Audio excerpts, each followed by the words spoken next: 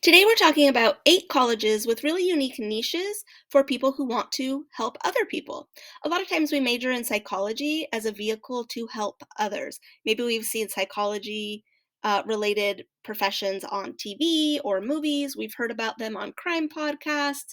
Maybe we've been to a therapist, a counselor, a psychologist, a psychiatrist. And so, if you're thinking that you want to major in psychology because you do have an interest in the brain and helping people, that's awesome. But there's also a lot of other majors that you may be missing because you've kind of pigeonholed yourself to psychology. A lot of people also choose psychology because they know where that leads. There's like a certain path you can take to become a psychologist. Whereas my background is in sociology, and I very rarely see jobs that say, you need a degree in sociology, right? And so it's kind of a safe pathway a lot of times for students. But I'm going to show you 8 really cool programs for helping people that I just wanted to show you to kind of expand your mind. This is the first of many videos related to psychology. So we're just going to get started today with these cool programs that I found, and I hope they kind of open your mind up to what is possible. A lot of you are also trying to decide what college is best. Now that you've been accepted, perhaps, and you have like 5 colleges you're trying to decide amongst, hopefully, this will help you think about who you want to help with your psychology degree, and you can look at your programs and see what they offer in terms of concentrations, minors, certificates, or interdisciplinary programs. So let's get started. The first career that I want to introduce you to is called a child life therapist. Now, most colleges don't offer this until the master's degree level. However, I did find it at a few places, so I'll share one of them with you. But the best TV example I can think of that relates to child life therapy is the movie Patch Adams. It may predate many of you, but your parents definitely probably watched it. It's a great movie with Robin Williams. You should definitely check it out. Robin Williams, if you don't know, he was the genie in Aladdin, the voice of the genie. He was in Mrs. Doubtfire.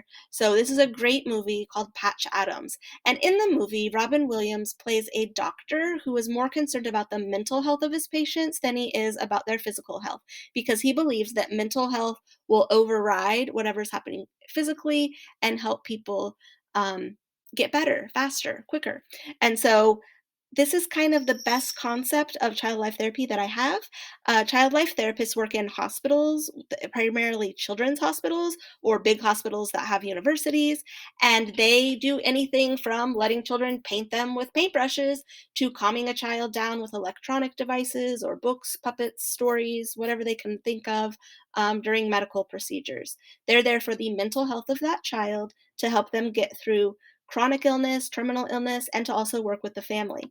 Imagine being a parent of a child who is in the hospital for months on end, and you don't want to leave them, but you need to get some sleep. And so a lot of times the child life therapist is there, and they're the ones who are pushing them up and down the hallway at midnight when the child can't sleep and the parent is back at Ronald McDonald House getting some rest. So if you've always wanted to maybe be a pediatrician, and then you realize, oh my gosh, I really don't like biology and chemistry, this is not my thing, I guess that's out the window, and you always wanted to be a teacher, but you're like, I don't really want to be a teacher and work in the classroom, but you love kids and you love mental health, and it doesn't make you super sad to the point that you can't be in the same room as a child who is sick or perhaps terminal. You should definitely check out child life therapy. I think I would really love this job so much, but I have a really hard time with grief and death and dying and like knowing what to say. And so I don't think I could do this position because I wouldn't be able to fix it. I would only be able to make things better. So it would be really hard for me. But if you have a special heart for a job like this is such a cool job. I think that you would love it if this is something that kind of speaks to you, and you definitely want to check it out. So the program that I wanted to present to you, and again, I know nothing about these programs other than a quick Google search. I am not sponsored to talk about them, and I have not researched them thoroughly. I'm just simply presenting information, exposing you to something, and you can check it out for yourself. So the first one is Central Washington University. They actually have a bachelor's degree in child life. So this is amazing. It's hard to find at the bachelor's level, but you can go to this website for Central Washington University and read some of their classes. So some of the classes that you would take are things like attachment theory. You would learn about family communication, family problems, you would learn about death and dying, medical ethics, therapeutic play, grief and loss, all the things that you need to be working in a hospital with a child. So if I was working in a hospital with children, I would love to start like an esports program. I run Minecraft esports, and it has been so amazing for the little guys that are on our team. I can't imagine how wonderful this would be in a child life therapy program. But people also incorporate puppetry, music, art, dramatic play, so many fun things. So I think this is an awesome thing to look at in addition to a psychology degree. Some programs do have minors or certificates in child life. So if you're like looking at 5 different universities right now and you're like, oh, I don't know which one to pick, they all have good psychology programs. You may look over in their human development, child development programs, and see if they have any child life classes that you could take or talk to them if is an interest to you. But again, you will most likely need to go through a master's program or a certificate program. I think there's a website called Be a Child Life Therapist or Child Life. Oh, I think it's childlifetherapy.org. That's what it is. Childlifetherapy.org. You can go on there and look at all the programs that offer masters. All right, so moving on. Our second career idea is being a plant therapist. Yes, there is such a thing. It's called horticulture therapy, and it is growing by leaps and bounds right now, especially in neurodiverse populations and with the elderly. So I saw that Rutgers has a minor in horticulture therapy. And what that means is if like Rutgers is on your list of places you're considering a bachelor's degree in psychology and you can't really decide between it and another program, but you love gardening and you could see how cool that would be in a therapy practice, I would definitely go with Rutgers because you can minor in horticulture therapy. So some of the classes that you would be taking are already in alignment with psychology classes or human development classes. So a lot of the classes for your major will already count towards this minor, and then you're going to get to take some extra classes related to plants. So there's a whole class called People and Plant Relationships, which is so cool. Basically, what horticultural therapy is it's involving the client in the process of gardening and helping them learn about caring for something. This is used in prisons, hospitals, nursing homes. I even know a high school that they send the students to the wellness center and they have a choice of doing different types of things. One of them is doing some gardening. And then after they're kind of calmed down, they will send the student on to discipline or the principal or whatever needs to happen. But it's kind of like a very peaceful, calming exercise that is used in their wellness center. So definitely check this out or look for other programs that you might be interested in. Or even if you are just majoring in psychology in general at your university, maybe pick up a minor in gardening or horticulture and you could long term integrate it. It doesn't have to be called horticulture therapy specifically, but you could definitely consider taking some electives, a minor or a certificate in gardening, knowing that there is a certification you can get as a horticulture therapist. Now, with all these specialty therapies, I'd highly suggest Googling like the National Association of Horticulture Therapists or whatever it is, and you can find more about the licensure. All right, the next idea is looking at wilderness therapy. So I was listening to, I think it was NPR or something, and there was this great story about how astronauts have to go through wilderness training and wilderness therapy because they're going to be stuck up in space together. Many of them come from different countries, different backgrounds, different programs, and they need to make sure that they can survive in space together. And so they send them through wilderness therapy programs where they have to like survive and try really hard things and work as a team. And it's really good for them, apparently, to go through this training. But you can get into wilderness therapy. I saw that University of Maine has a program, and everywhere that you see this certificate notice that a lot of the classes are already in psychology. So if you're already taking a psychology degree at the University of Maine, you're going to take Psych 110, 201, maybe 211, right? Maybe 332 already.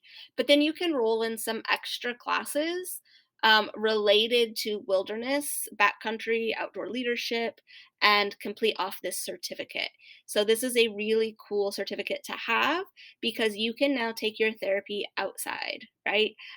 So as you go on to get licensure, or maybe you're going to just be working as a counselor um, in a wilderness therapy program where you're doing you're assisting someone who has licensure and being another leader.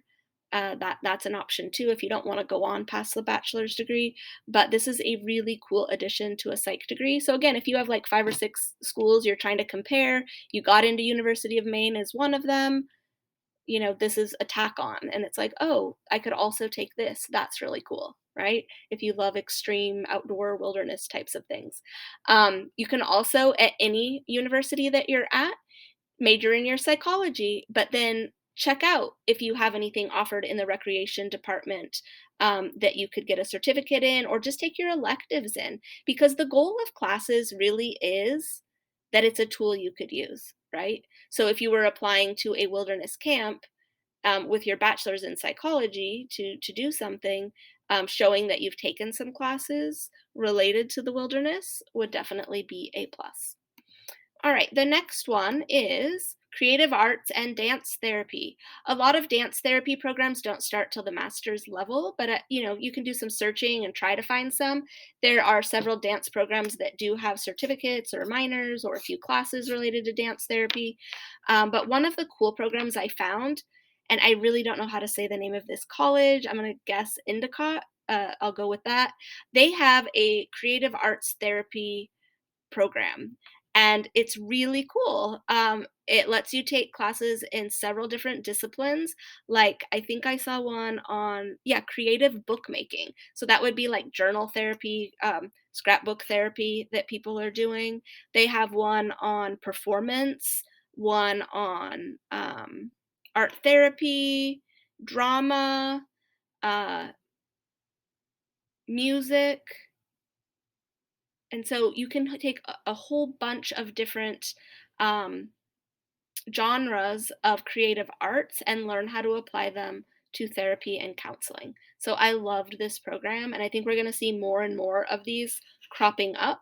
But again, if you're just majoring in psychology at a university, you can, on your own, take electives in things related to the arts. So it's a tool that you could use in your practice. And then if you did want to get licensure or certification long term down the line, you can Google like the National Music Therapist Association or the American Therapy Association, right? Or the Performing Arts Association. I don't know what there is. Performing Arts Therapy Association.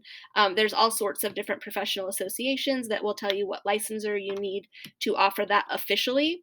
But in therapy, therapists can use lots of different techniques that they don't have an official licensure in per se. So, like, let's say you just wanted to do painting with your client while you're talking and doing your normal talk therapy or cognitive behavior therapy or whatever. You don't obviously need a degree, certificate, or licensure to paint with them, but those just give you extra tools and to be certified so people can search for you um, based on your licensure. And you'll have even more and more training that you can do it to a greater extent. So if you're looking to get more practice and tools, then you would want to pursue the licensure with that, of course. But start with those National Association websites, and you'll get to learn more than I have time to go into today about how people are using the creative arts in therapy. So, one thing that I don't think a lot of people realize is at your university, you can also go to the undergraduate studies office and propose a special major. A special major is where you combine something instead of doing a major and a minor. So, for example, if you wanted to be an art therapist, you could do a psychology and an art blended program, and you would present to the dean of undergraduate studies how you want to do that. And so you would get like your own special bachelor's degree called whatever you named it. So, like, bachelor's in the psychology of art, or art psychology, or art therapy, or whatever you wanted to call it, that you came upon agreement with the department chairs as well as the undergraduate dean's approval. So, a really unique idea to do that.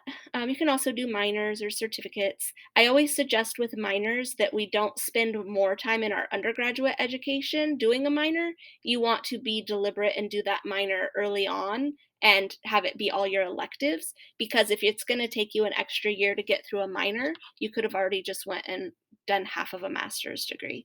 So I always suggest being really deliberate if you are going to do a full minor. So I did a bachelor's and a minor in 3 years because I was very deliberate, and I did all of my, and I graduated with exactly the right number of credits, like not one over. It was like exact.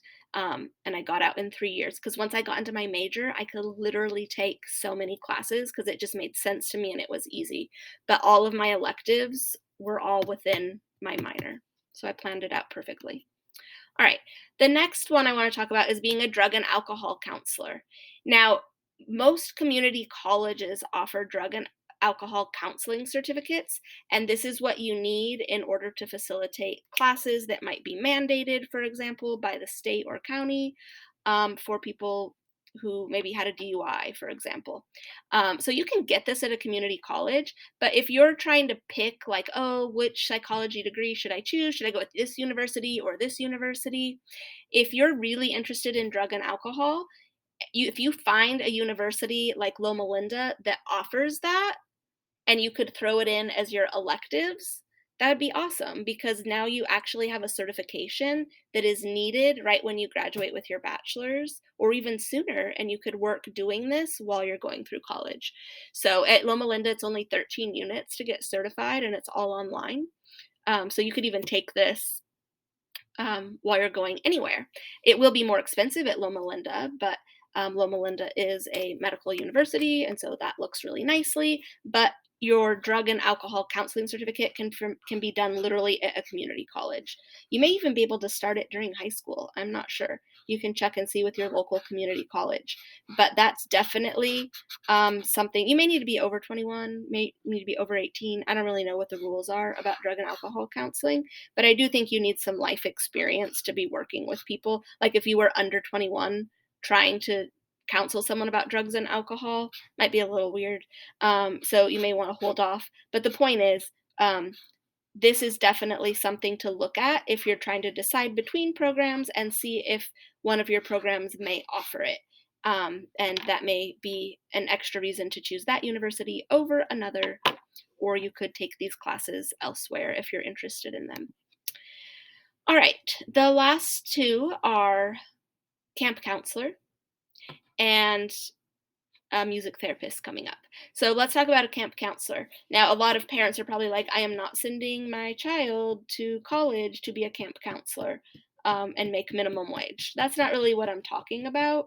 I'm talking about like being maybe a counselor or therapist at a camp, and being on staff year round, perhaps at therapeutic camps. There are a lot of camps for children who have all sorts of different disabilities, physical and cognitive, um, as well as children who have experienced trauma. So, like, there's camps for children whose parents have died of cancer or who had AIDS, or there's camps for kids whose parents are LGBTQ. There's camps for kids whose parents have cancer, whose sibling has cancer. There's camps for kids whose parents have been in a divorce. Like, there's camps for everything. Kids who have celiac disease, um, kids who um, have physical disabilities, like maybe are quadriplegic. So there's camps for everything, and you can get certified um, in lots of different things to help with camp, to help you be able to work at different types of camps. But there's also this really cool program. Um, I think it says OBU. I'm trying to remember. I think it was Ohio Baptist University. I'm hoping that's what it was.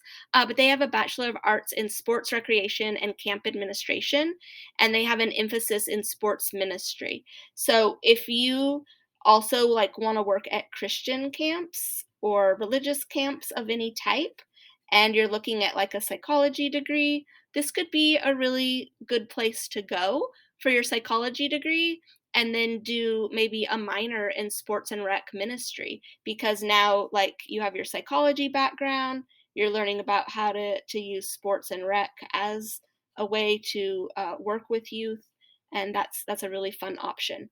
There's also lots of colleges that have recreation and camp management degrees. So, like, if you wanted to run a program like that at your bachelor's or master's level, you could definitely take those classes.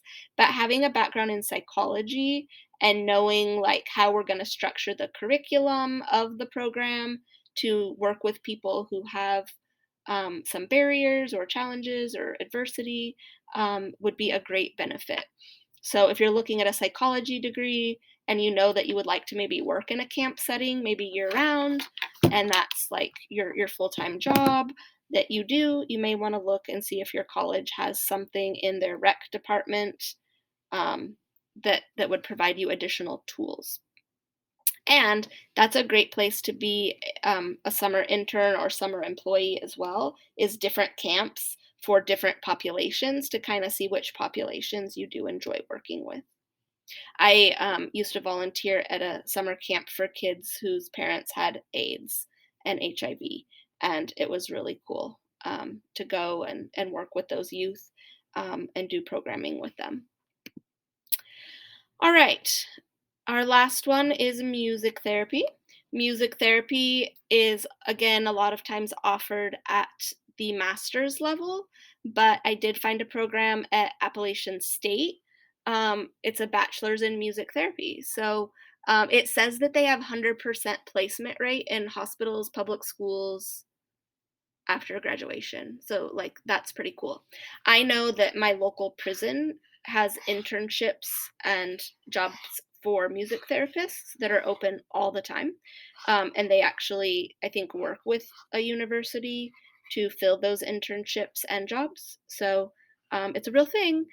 You can use music therapy in hospitals, prisons, retirement homes, schools, um, all sorts of places to help people learn to express themselves, process emotion, deal with emotion. It's used even in crisis, like federal states of emergency. People that are music therapists are often sent in places where there's war. So definitely check out Appalachian State if you're looking, or if you're majoring in psychology and you're trying to change between schools, or not change. If you're trying to decide between different schools, you may want to.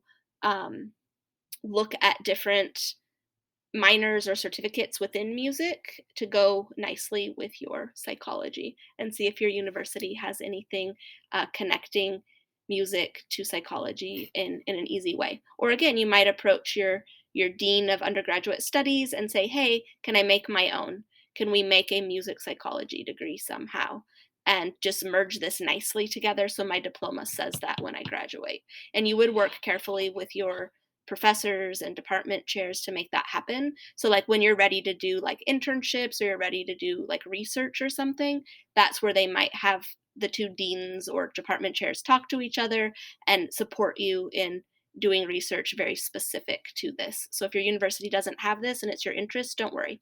And again, go to the National Association of Music Therapists or California Association of Music Therapists, do some Googling and find out what licensure, certificates, what other options are out there for this concept as well. Oh, I guess I had one more. The last one I wanted to talk about was equine therapy. This is where you use horsemanship to work with students, primarily students who are neurodiverse or people who have physical disabilities, who have anxiety, the elderly, all sorts of different people, veterans who have PTSD, all sorts of people are benefiting from equine therapy. So I did find, I don't know how to say this, is it Emeroy? I'll go with that. And Henry College. It says that they blend equine studies and psychology. So I don't know what their accreditation is. They were new to me. I hadn't heard of them. So definitely check that out and see if it matches your interests in terms of accreditation. But I did see that they got a $2 million gift from the Bill Gates. Oh, it's not Bill Gates. Isn't that funny? The Bill Gatton Foundation. How funny our mind is, right? That's something to study in psychology. I just assumed $2 million, Bill Gates, education. I just assumed it said Bill Gates, but it was Bill Gatton Foundation. So they're building a new equestrian center right now. So yeah, this is a very cool opportunity as well. So I am the fly on the desk and I provide unsolicited ideas and comments about college and career. You can email me and ask me to research different ideas that you're interested in, and I'm going to go grab my phone. Talk to you later.